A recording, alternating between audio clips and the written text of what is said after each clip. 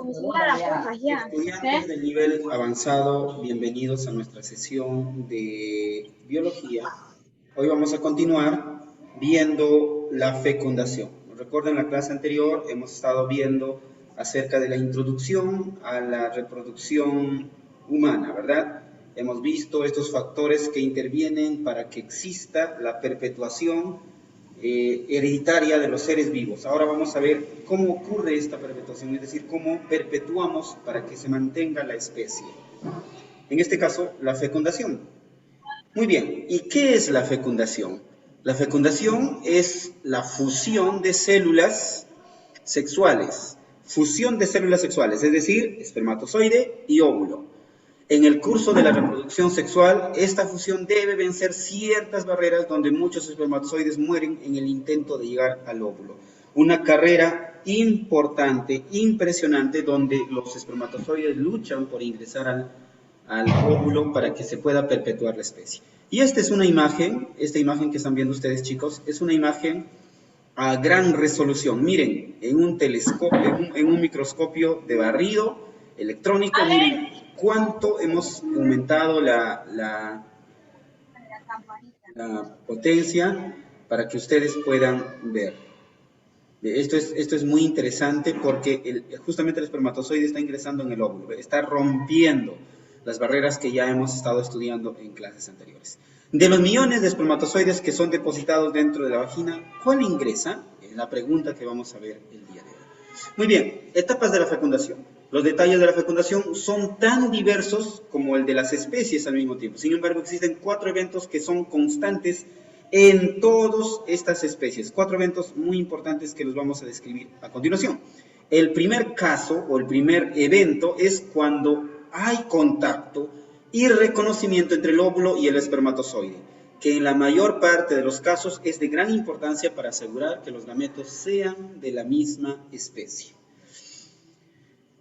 Primero vamos a mencionar que en este caso de contacto y reconocimiento, digamos que nosotros podríamos ahora en el manejo de la genética, ahora que la biotecnología puede manejar genes, podríamos tratar de inseminar en una hembra, por ejemplo, de un animal, de un caballo, podríamos inseminar, por ejemplo, el espermatozoide de un burro, por decirlo así. Entonces, lo que hace el óvulo, en primer lugar, es reconocer. Va a reconocer al espermatozoide que está ingresando. Ahora, depende de cómo ocurre este reconocimiento, va a ser que va a ingresar el espermatozoide y se pueda generar un nuevo ser. En el caso, por ejemplo, de las mulas, ¿no? Son cruces entre caballos y burros, ¿verdad? Y asnos. Entonces, esto es muy importante, ¿ya? Segundo, la regulación de la interacción, es decir, el trabajo continuo, conjunto, entre el espermatozoide y el óvulo y el gameto femenino. Solamente un gameto masculino debe fecundar un gameto femenino, solamente uno. Esto puede lograrse permitiendo que solo un espermatozoide entre en el óvulo, lo que impedirá el ingreso de otros. Muy bien. Tercero, la fusión del material genético proviene de ambos gametos, ¿verdad? Y ya saben, la fusión de ambos gametos, es decir, del gameto femenino y el gameto masculino, ambos va a darse. Muy bien, también la formación del cigoto y el inicio de su desarrollo es otro de los eventos importantes. La formación del cigoto, el nuevo ser y el inicio de su desarrollo, el nuevo ser viviente que va a dar o va a formarse para la vida. Ahora, esta segmentación del huevo o cigoto, llamado así, podemos verlo en este cuadro resumido, en esta imagen. Miren acá. Lo primero que ocurre es que aquí está el óvulo, ¿ve? El ovario, vamos a decir así, donde va a ocurrir la ovulación, donde el espermatozoide va a ingresar. Aquí tenemos la tuba uterina, todo esto dentro del útero, ¿verdad? Dentro del útero. Muy bien, en el número 1 va a ocurrir la ovulación, es decir, el espermatozoide va a ingresar en el óvulo, por lo tanto va a ocurrir la ovulación. El segundo paso será un óvulo no fecundado. Ahora, puede haber en que no fecunde el óvulo, por más que el espermatozoide ingrese. Esto va a depender de la fertilidad de la hembra. ¿Y chicos? El caso número 3, la fecundación en trompa. Al inicio no va a ser como una fecundación propiamente dicha, pero en el paso 3 ya vamos a encontrar fecundación en la trompa, ¿verdad? En las trompas de Falopio. Muy bien. El cuarto ya está formando el cigoto o cigote, llamado también ahí. Y miren chicos, en el caso 5, estado de 2 células, ya está empezando la fusión y la separación de las células. En el estado 6, ya estamos viendo cómo está el ciclo de crecimiento, estado de 4 células, ¿bien? Estado 7, estado de 8 células. Estado 8, estado de 16 células. En el estado 9, estas células se han fusionado formando blastocitos. Y en el estado 10, inicio del implante, donde nosotros podemos iniciar ya con el crecimiento. Entonces, esta imagen nos muestra la segmentación del huevo o el cigoto, cómo es que paso a paso va a ir creciendo y desarrollándose.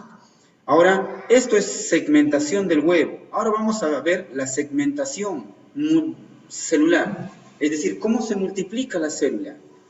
Muy bien, primero, esto consiste en la división de la célula inicial, es decir, el cigoto, en células hijas mediante mitosis. Ya sabemos que la mitosis va a dar células completas de 2N, ¿verdad? 2N. En cambio, en la meiosis tenemos solamente células haploides N. Las células hijas se denominan blastómeros. Tras una serie de divisiones llegamos a una estructura embrionaria llamada mórula. El número de blastómeros por mórula es 16. Aquí estamos, ¿ve? En el estado 8, donde está la mórula. Muy bien. ¿Qué más? El número de blastómeros por mórula es 16, ya lo mencionamos. El óvulo fecundado es envuelto por una cubierta de proteínas sulfatadas denominada membrana pelúcida, la que ya hemos estado viendo en clases anteriores, ¿verdad? Muy bien, entonces, una vez que el óvulo es fecundado, ocurre la blastulación. ¿Qué es esto? La blastulación es la reorganización celular. ¿Cómo se reorganizan las células? Creando espacios intercelulares que aumentan y se transforman en muchas cavidades, como pequeños agujeros, que asocian en una única blastocele, que envía los blastómeros centrales a un polo del blastocito, dando lugar al botón embrional. ¿Ve? Estos procesos internos, que describir cada uno de ellos es muy extenso. Se produce la desintegración de la membrana pelúcida y la entrada de líquido en el interior de la mórula, quedando una masa celular externa que da lugar al trofoplasto. Una otra interna que da lugar al embrioplasto y la formación de una pequeña cavidad que es la que da el nombre a esta etapa y al embrión, llamado blástula. ¿Ve? Muy bien, los blastómeros periféricos se aplanan, transformadas en la pared del blastocito, dan lugar al trofoplasto. Muy bien. La masa celular externa en forma de pared se denomina trofoplasto. De la masa celular externa, como la capa, ¿verdad? Trofoplasto, cuyas células aseguran la implantación del cigoto en la pared del útero y cuya función, miren chicos, esto es importante, nuevamente leemos, la masa celular externa en forma de pared se denomina trofoplasto, cuyas células aseguran la implantación del cigoto en la pared del útero. O sea, el trofoplasto es el encargado de pegar, de asegurar, de implantar que el cigoto se pegue al útero para que pueda desarrollarse el nuevo ser. Si no, no fecundaría, no crecería, no habría desarrollo, ¿ya? Y cuya función es cubrir al embrión durante su desarrollo y formar la parte de la placenta. Miren qué importantes procesos minúsculos, pero gigantes en la formación de un nuevo ser. La masa celular interna es el embrioplasto, que originará todos los tejidos del embrión. En este estado de blástula se habla del embrión como blastocito unilaminar. Todavía no es embrión propiamente dicho, sino simplemente blastocito, embrioplasto, recién está iniciando. Pero ya es un ser viviente, ojo, en proceso de formación. Al desarrollarse e implantarse el endometrio, pasa a ser un blastocito bilaminar. El trofoplasto sigue siendo el mismo, pero el embrioplasto da lugar al epiblasto y el hipoblasto. También desarrolla un anexo embrionario llamado saco vitelino, mientras el epiplasto constituye el amnios, dice, ¿no? Cubierta llena de agua y origina al embrión. El epiblasto constituye la pared dorsal del embrión y el hipoblasto la pared ventral. Miren, aquí vamos a ver un poco más acerca de esto. ¿Ven?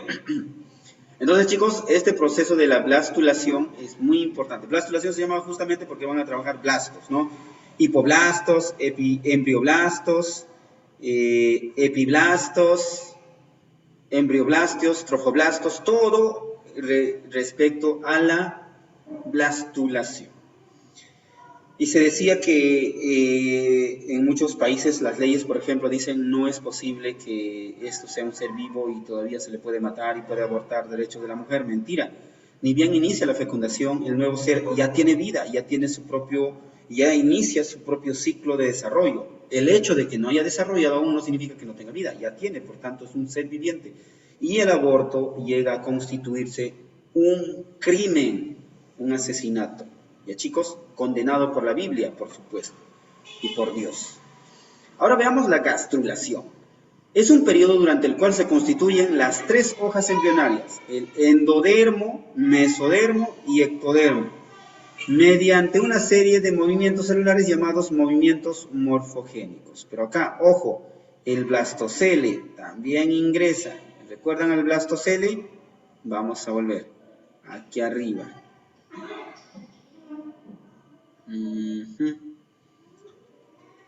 Aquí, me dice la blastulación, reorganización celular, creando espacios intercelulares que aumentan y transforman a muchas cavidades que se asocian en una única blastocele. Blastocele es como una pequeña bolsa, vamos a decirlo así. Y aquí podemos ver, miren, el ectodermo es esta capa externa, externo, ¿verdad?